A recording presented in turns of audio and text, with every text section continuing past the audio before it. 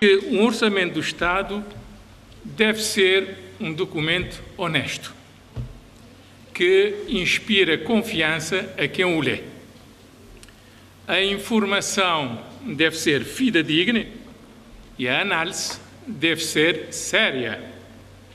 Em particular, no nosso caso, a forte contração da atividade económica no período recente aumenta a relevância da análise dos efeitos da posição cíclica da economia nas diversas rubricas orçamentais.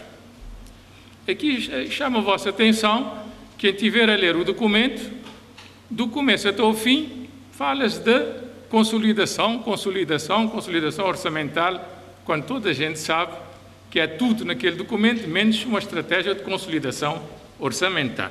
Bom, finalmente, é ainda relevante contextualizar a evolução estrutural das diversas rubricas com a informação relativa ao impacto muito reduzido, no caso cabo-verdiano, de medidas orçamentais.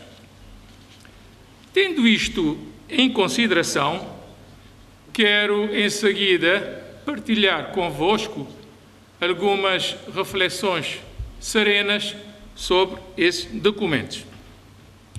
O Orçamento de Estado de 2014, seguindo a tradição deste Governo, evidencia uma orientação expansionista, bem traduzida no aumento do saldo primário global, que ascende a menos 5,1 pontos percentuais do produto interno bruto.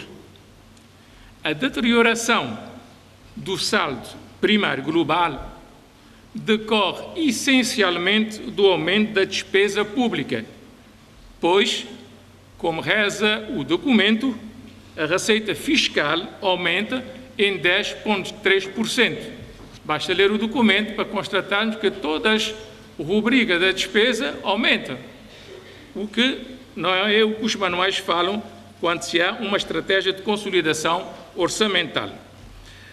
Na nossa reflexão, o déficit programado das administrações públicas é de 7,4% do PIB, que é um indicador do impulso líquido expansionista do Governo, é secundarizado e vamos focar nos aspectos de crescimento económico e da acumulação da dívida pública numa perspectiva intertemporal, como veremos mais à frente.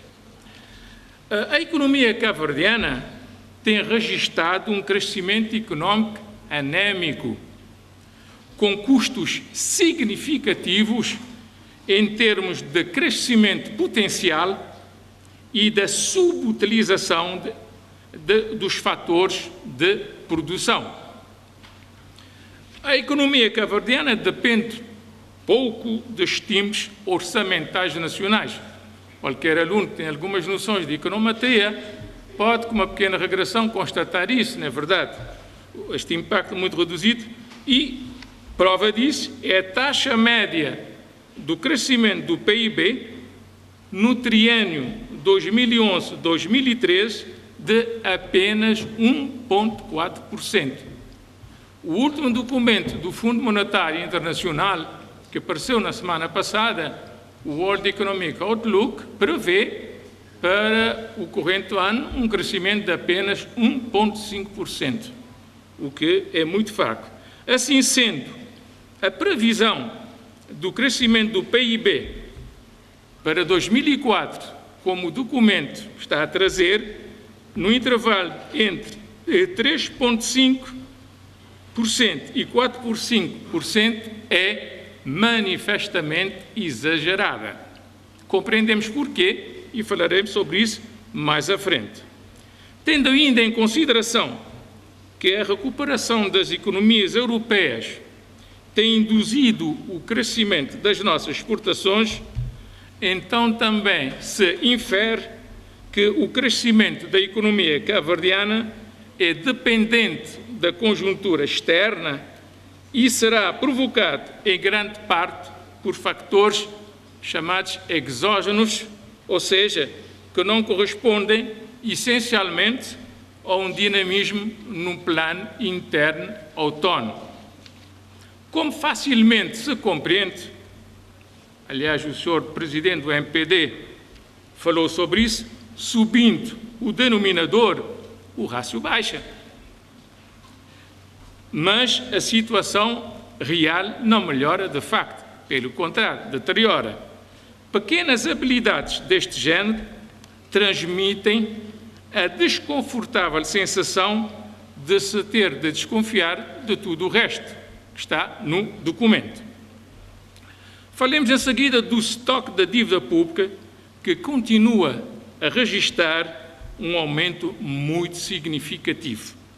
O Orçamento do Estado para 2014 prevê que o peso da dívida pública no PIB atinja 98,2%, que compara com 66,1% em 2010.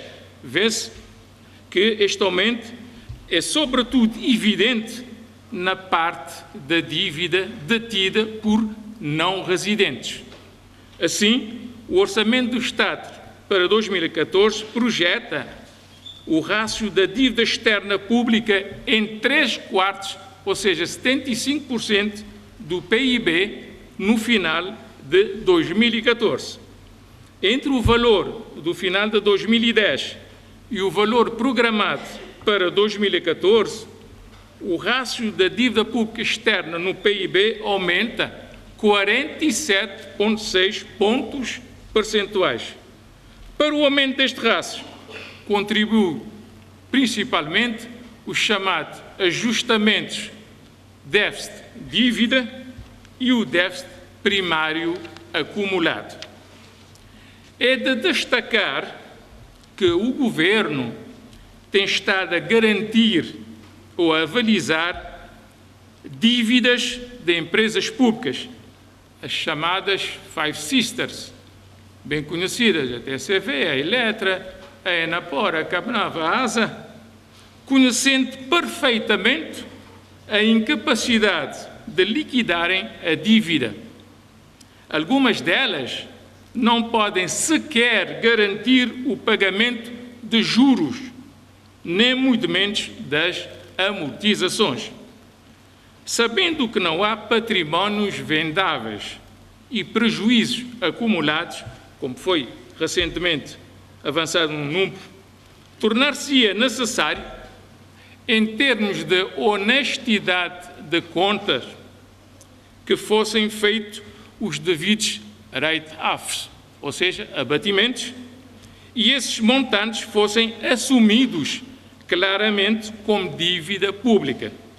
Assim sendo, a dívida pública, a assumida e a disfarçada, está acima dos 100% do PIB, o que é muito grave.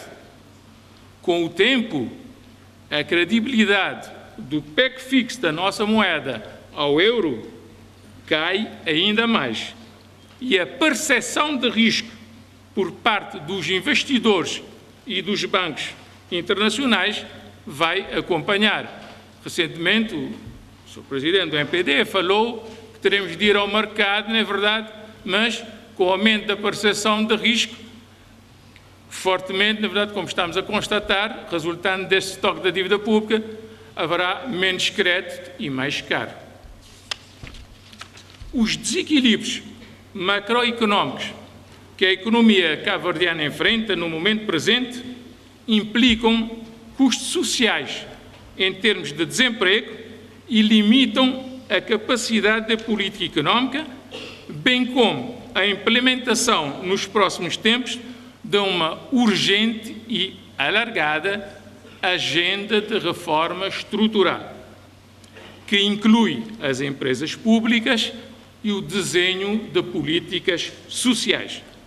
Estas reformas devem envolver a redução estrutural das despesas públicas, mas, sobretudo, assegurar um quadro de promoção da competitividade externa que prepara a economia cabo-verdiana para o desafio dual da sustentabilidade da dívida pública e o crescimento económico forte e amigo do emprego num contexto internacional substancialmente diferente.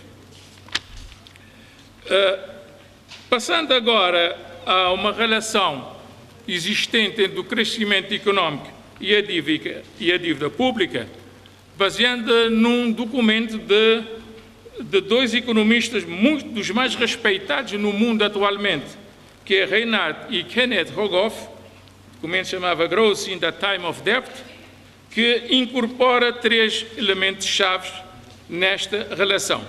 O primeiro é a existência de um nível crítico de 90% para o ratio entre o estoque da dívida e o output económico. O segundo é a existência de uma relação de causalidade entre este nível crítico e o crescimento económico. A evidência empírica revela uma relação negativa e significativa entre elevados níveis de endividamento público e o crescimento económico a médio e longo prazo. Portanto, não é por acaso este crescimento muito anémico que estamos a assistir da economia cabo-verdiana. Ou seja, economias com níveis de endividamento superiores a 90% do PIB tendem a crescer a um ritmo comparativamente mais lento. É a regra dos 90%. As implicações negativas são evidentes sobre o crescimento do PIB per capita. Basta ver os resultados do relatório anual do Banco de Cabo Verde, que apareceu na semana passada, e do Fundo Monetário Internacional, que se constata não só uma diminuição do rendimento do PIB per capita em Cabo Verde, como uma tendência decrescente. Isto é muito preocupante. A análise da dinâmica desta dívida não é difícil de se fazer no contexto do modelo mesmo determinístico. Isto é, consideramos a evolução do rastro da dívida pública em relação ao produto numa equação diferencial. A incorporação do crescimento económico é feita de modo relativamente simples.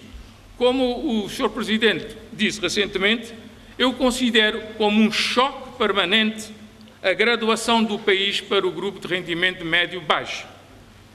É considerado como esse choque permanente aos determinantes não fiscais orçamentais da evolução da dívida pública, ou seja, vai haver um ajustamento permanente da taxa de juros de médio e de longo prazo. Com base no nosso modelo, simulamos um cenário em que a taxa de bonificação, as famosas taxas concessionais, atinge o seu limite inferior, fim da taxa de juros concessionais. Como é da tradição neste tipo de simulação, fizemos a hipótese de no policy change, ou seja, a diferença entre as despesas públicas sobre o PIB e os impostos sobre o PIB permanece inalterada. O rastro de longo prazo entre a dívida e o PIB atinge o valor de 2,13, ou seja, duplica. Atualmente, este rastro entre a dívida do SPAL, que é o sector público, incluída as famosas Five Sisters, as 5 empresas de capitais exclusivamente públicos, e o PIB ultrapassa os 100% quando adicionarmos as chamadas dívidas contingentes.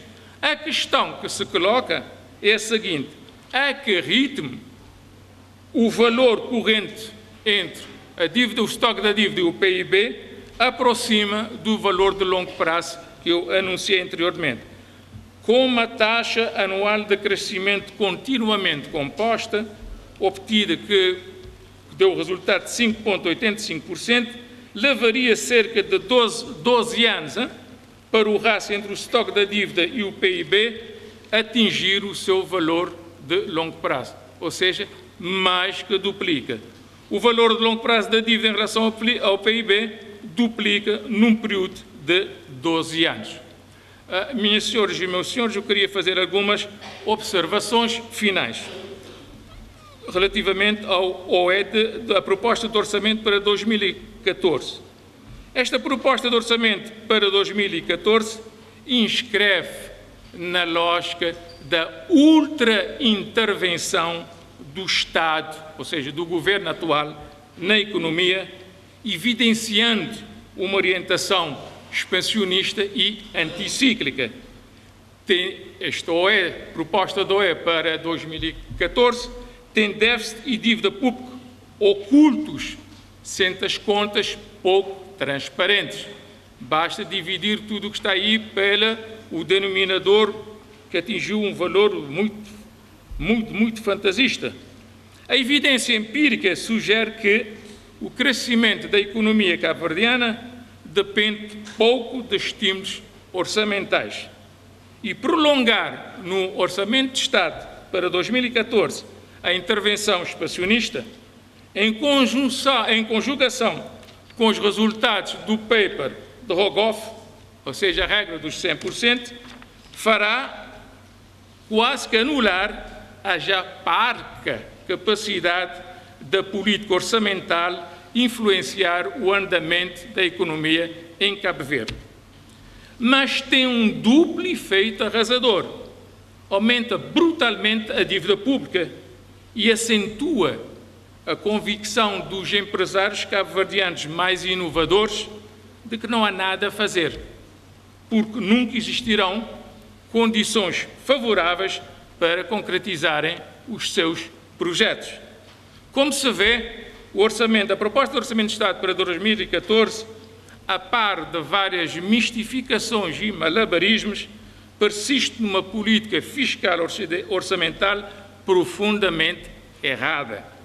O quadro macroeconómico severo no país, os déficits gigantescos, quase 10% do PIB, o último número do Fundo Monetário Internacional, o baixo crescimento potencial, que é muito preocupante, o estoque da dívida pública acima dos 100% do PIB, faz com que qualquer governo tenha, mais tarde ou mais cedo, ou seja, mais anos, 2 ou 3 anos, de entrar em default, ou seja, reestruturação da dívida, com alguma perdão. Para um governo newcomer, é imperativo pensar atempadamente numa agenda de reforma estrutural, tendo em conta uma boa estratégia de entrada em funções.